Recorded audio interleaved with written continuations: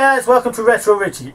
So we're going to do something different. I kind of done the top 10s and I got bogged down in the top 10s for the last few videos, and that wasn't the intention of what I wanted to do. So yeah, I'm going to try and stay away from the top 10s as much as I can. That's not to say I'm not going to do any more. I'm just going to leave them for a bit. So what we're going to do is we're going to talk about some kind of...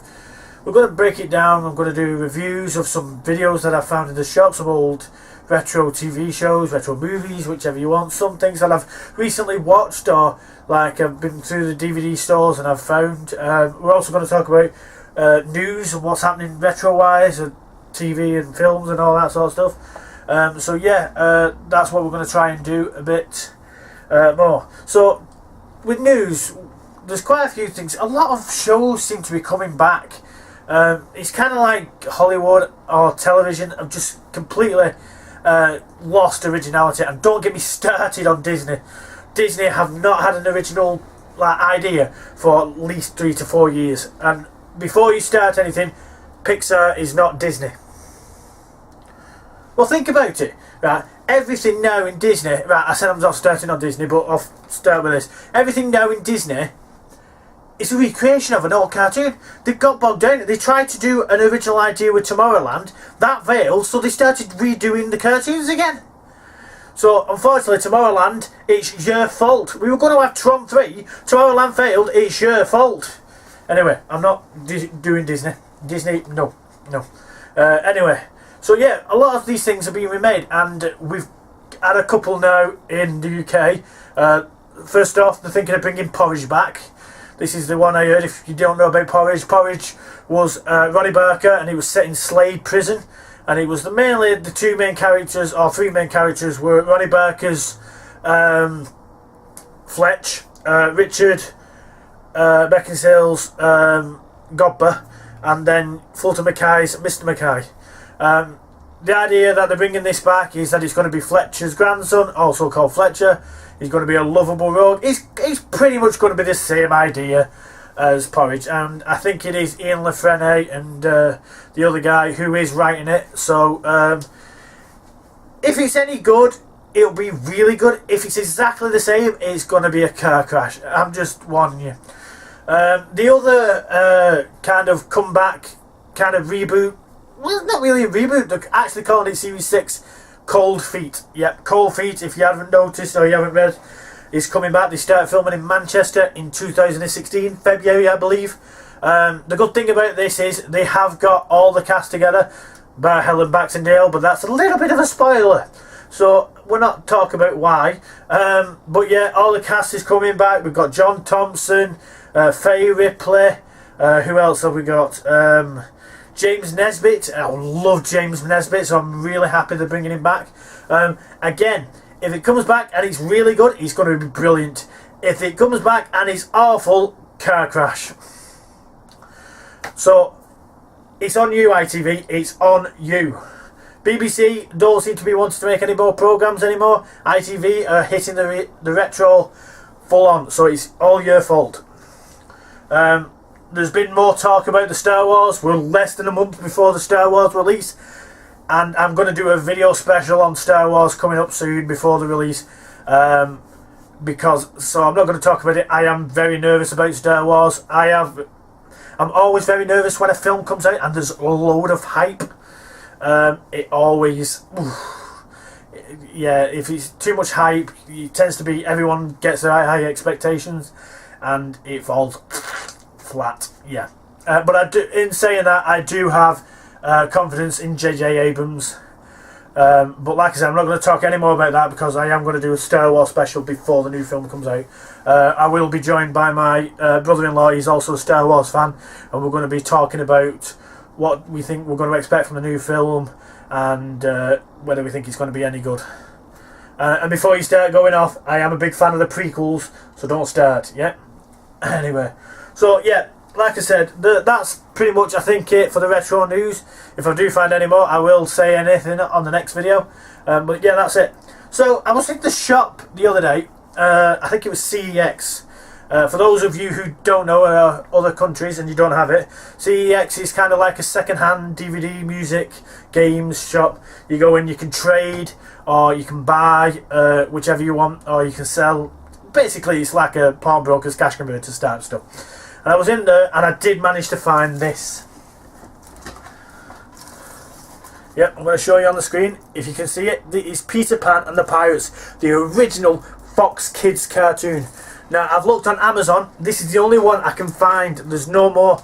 I don't know if it's been released in the States. I'm going to have to keep an eye out. This has only got 5 episodes on it. If you're a big fan of Peter Pan, the story, everything, this is the series to watch. It's nearly, but I would almost say it was as... In fact, yeah, I'll go as far as better, that it's better than the Disney one. And I do love the Disney one. So yeah, I'm just going to close it there, if you can see. Peter Pan and the Pirates.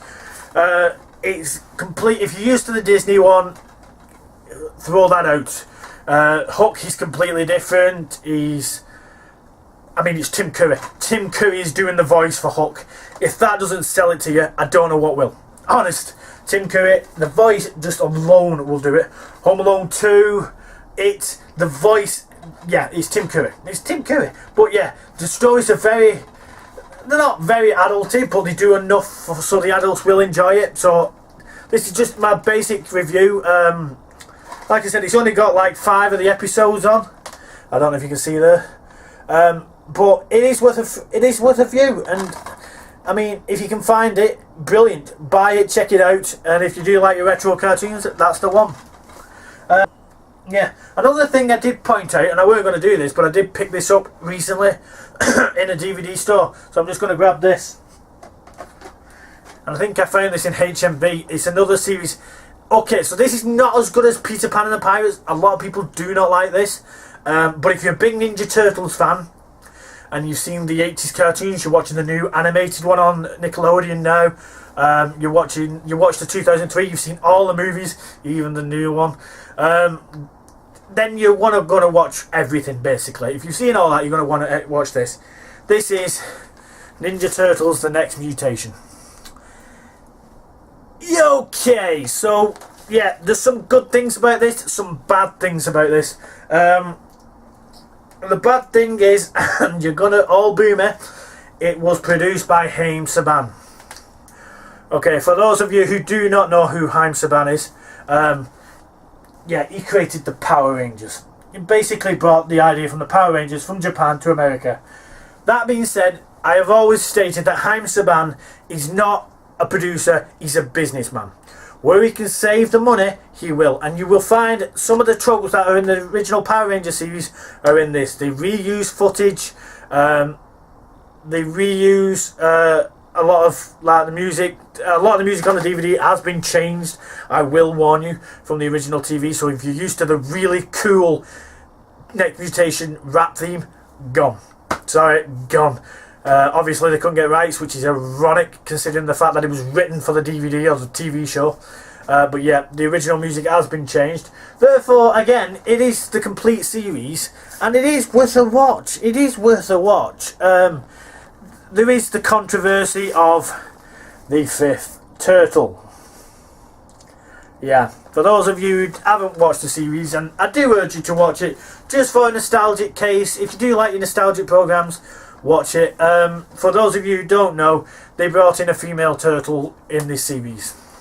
Yeah, Peter Laird and Kevin Eastman completely against it. Will never ever feature the female turtle in any other Ninja Turtles related products, whether it's in the comics or the TV shows, films, whatever. Yeah, they were dead against adding the female turtle, but this series is the only one series that you will find a 5th female turtle. The martial arts scenes are quite good, but of course it's a kids program, it's a PG, so therefore it's going to be tamed down. That being said, like I said, it's worth a watch. If you've watched the live action films, especially 2 and 3, it's the same sets. Yeah, the sewer is the same set in this series that it is in the 2nd and 3rd film. So you could roughly say it was set just after the 3rd film. So it does follow on a little bit from the films. Okay, spoiler alert. This is a spoiler alert. If you like the character of Shredder, don't watch this. Serious. he gets killed. Well, he doesn't get killed off. He gets defeated within the second episode, third episode, or something. And then it's this new Dragon Lord, which is... He could have been a really good character. He's not. No, if they carried on with Shredder throughout the series, it'd have been like the animated series is now, a really decent show. But yeah, Shredder is pretty much defeated within the first and second episode. So if you're a big Shredder fan, don't watch it. But if you do like the Ninja Turtles and you do fancy having a go, Next Mutation, try it. So yeah, that's it from me at Retro Ritchie.